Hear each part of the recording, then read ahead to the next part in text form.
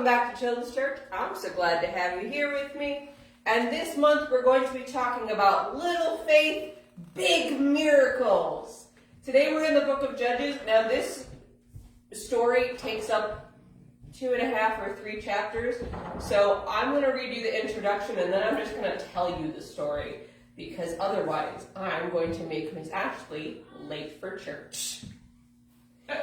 So, we're in the book of Judges, chapter 6, and we're going to jump in at verse 11.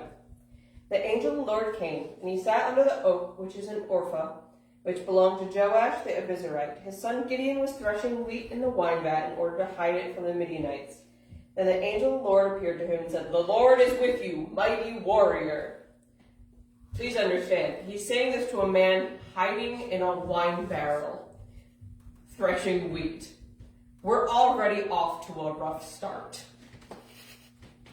Gideon said to him, "Please, sir, if the Lord is with us, why has all this happened? And where are all his wonders that our fathers told us about? They said, 'Hasn't the Lord brought us out of Egypt?' Now he's abandoned us and handed us over to Midian." The Lord turned to him and said, "Go in the strength you have and deliver Israel from the power of Midian.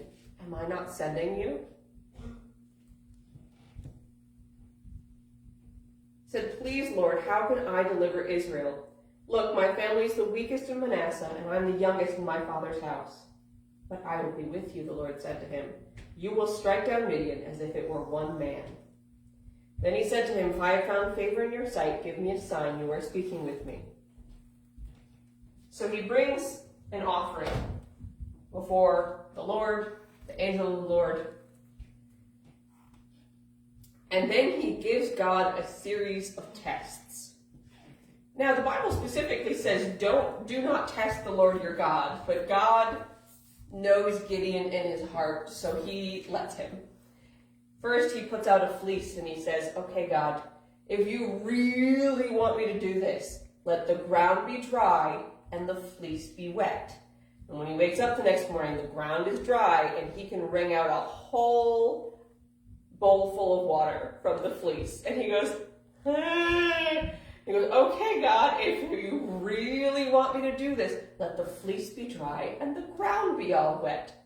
And he wakes up in the morning and the ground is soaked, but the fleece is dry. And he's like, this is his third sign. He's already talked to an angel and he goes, "Okay, I'm going, God."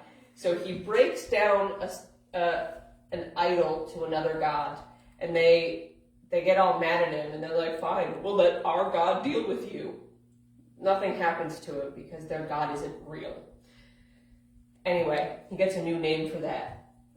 That's not important to this story, but I think it's neat.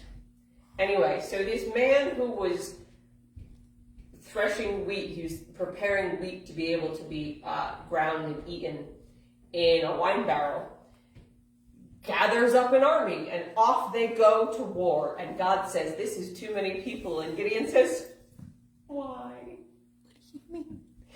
And God says, "Because if you go with this many people, Israel will say, 'It was in my own might I defeated them, and I need them to know it was me. So send away all the ones who are scared.' And half Gideon's army left.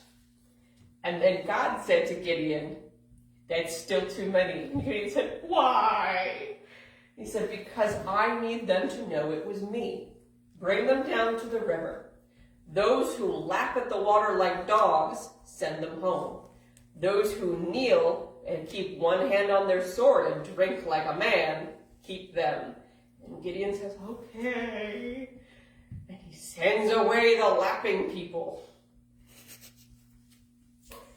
Gideon is down with 300 men against thousands. These are terrible odds. Like, if someone were betting on this, no one's betting on Gideon unless they know that Gideon is doing what God told him to do. Not everyone knows that, but one man in the camp of the 300 has a dream, and he says, "I'm sure that God has given the Midianites into the hands of Gideon, son of Asher. I'm sure that Jerubbaal will lead us to take down the Midians. And it's what Gideon needs to hear. We're on sign number 5. Gideon has had personal talks with God. This is sign number 5. And Gideon's finally like, okay, I'm ready. God gives him the battle plan. It's wild. So God says, I'm going to give all your soldiers trumpets. And he's like, those aren't weapons, God. And he goes, they are for me. Give them trumpets. Give them pitchers. Pitchers aren't weapons, God. They are for me. Give them pitchers and torches. Put the pitcher over the torch so the enemy can't see you. And you're going to sneak up with our trumpets. You're taking the swords too, Gideon. And they go up. And they say, what I want you to yell. We're all going to surround the enemy's camp in the nighttime with pitchers over our torches so they can't see us. And at the same time, we're all going to yell, for God and for Gideon, and break the clay pot. This is a bonkers battle plan. But you know who's behind Gideon, so you know where this is going. They break the pots, they yell, and the Midianites are so terrified, thinking they're surrounded, they wake up and fight each other. God was like, oh, you thought you needed an army, Gideon? No, you're here to look pretty. You're here so everyone knows. My people.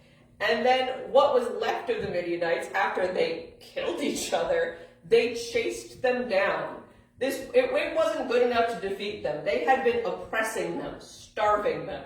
They chased them out of the land. They call up all the lapping people and all the scared people and all the armies who wouldn't come to fight, and they chased them out of the land. So there is nothing left of them, and God's people are free to worship and live safely. Gideon's faith was not very big. Gideon needed a lot of signs and a lot of encouragement. But you know what Gideon also did? He helped free his people. Gideon followed God's plan, and his little faith was a big miracle.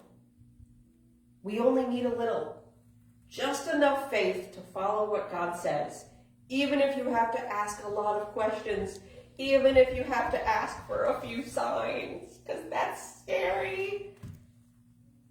Gideon had God with him, and he drove the Midianites out of the land. Little faith, big miracle. We're going to be talking about that all month, and I'll see you back next week for another lesson. Have a wonderful week.